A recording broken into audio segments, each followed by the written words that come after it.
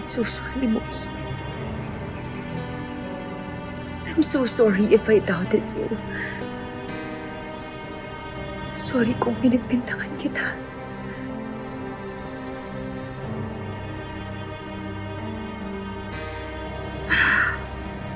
Mami, baka po na-infect po yung sugat niyo, baka dumudugo. Dalhin na po namin kayo sa ospital. No. Kaya kong gamutin to dito sa bahay. Nay, saan ba nanggagaling yan, ha? Ba't niyo sinasabi yan? Kanina, kasi nung nakita ko magkausap si Jade at saka si Olive, bigla akong naalala yung kambal ko. Tapos naisip ko, kasing edad nila yung kambal ko eh. Nay, ang daming kambal na sabay-sabay pinapanganak. Ano ba? Tumawag din sa akin si Ma'am Alice. Sabi niya, yun daw nag-ampon sa kambal ko. Mga cardiologist pa tawag doon. Tapos, kanina sabi ni Jane, yung mga magulang daw nila, mga doktor din daw sa puso, anak. Nay, hindi naman tayo sigurado kung ampun lang talaga sila, di ba? Ano ba pinagsasasabi mo? Tapos ito...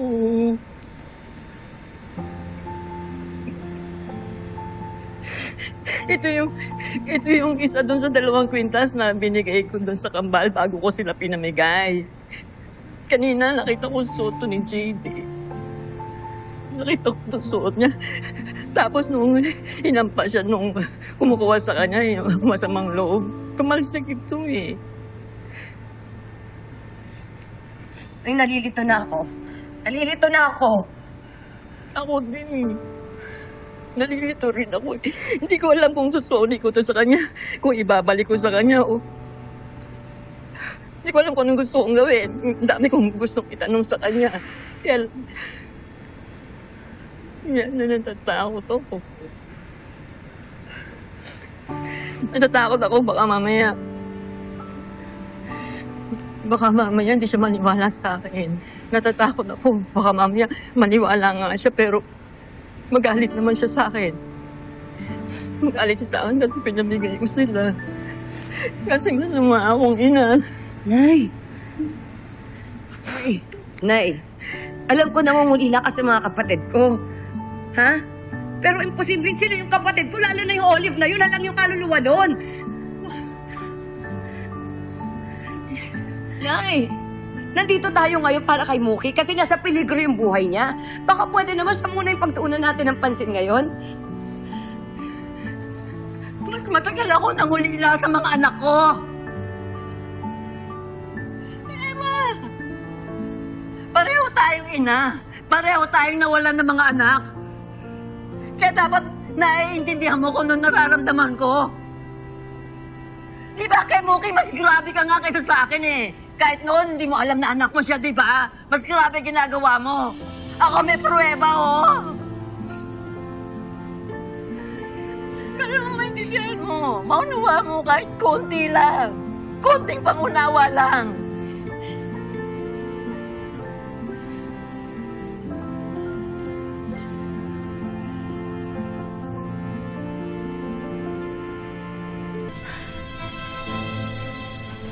Pero salamat sa Diyos, ligtas ka.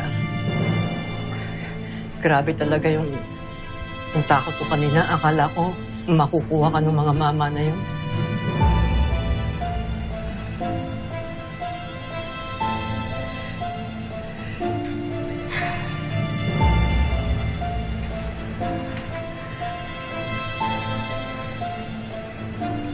Tapos puti na lang.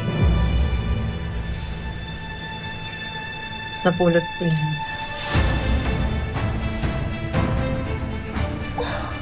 Nawala pala!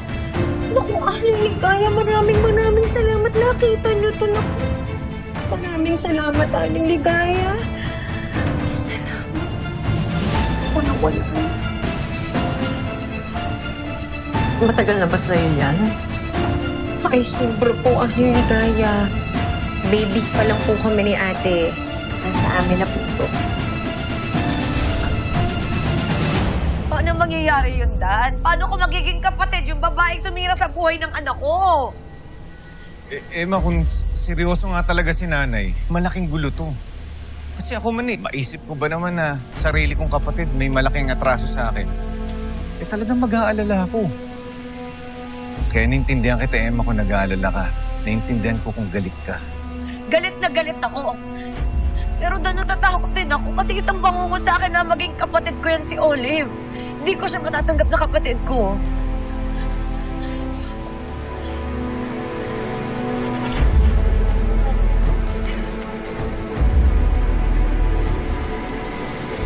Sino nagbigay sa inyo? Mga magulang ninyo? Ay, hindi po. Well, hindi na po sinabi sa amin ni mommy at daddy kung kanino to galing. Pero bago sila namatay, nag-grand reveal naman po sila. Sabi nila, galing daw po ito sa tunay naming magulang.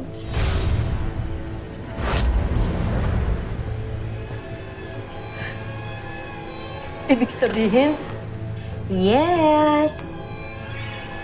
Ampon po kami ni Ate Olive. Hindi po talaga kami dugong kaparas. kung ganun,